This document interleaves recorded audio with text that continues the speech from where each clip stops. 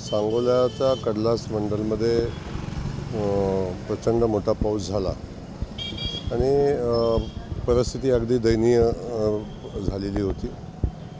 शेतकऱ्यांचंही खूप मोठं नुकसान झालेलं आहे। शेतामध्ये आजही पाणी आहे।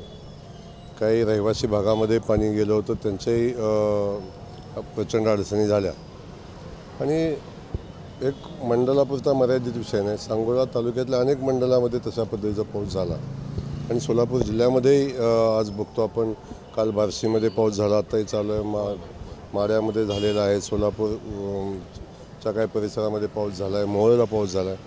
त्या अख्ख्या जिल्ह्यामध्येच परिस्थिती अतिशय अडचणीची अशी आहे आणि शेतकरी बांधवांचं प्रचंड मोठं नुकसान या सगळ्या परिस्थितीमध्ये झाले।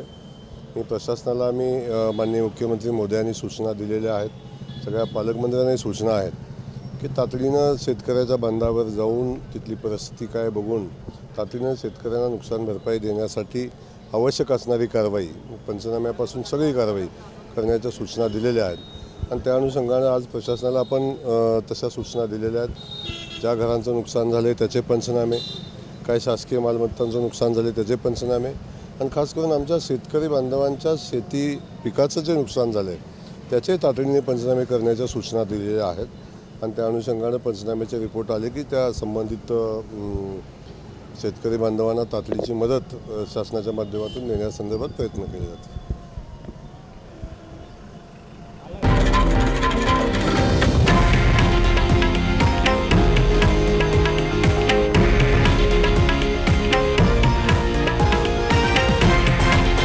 हे आहे देशातील नंबर 1 न्यूज नेटवर्क आणि आपण पाहत आहात TV9 मराठी, एकमेव।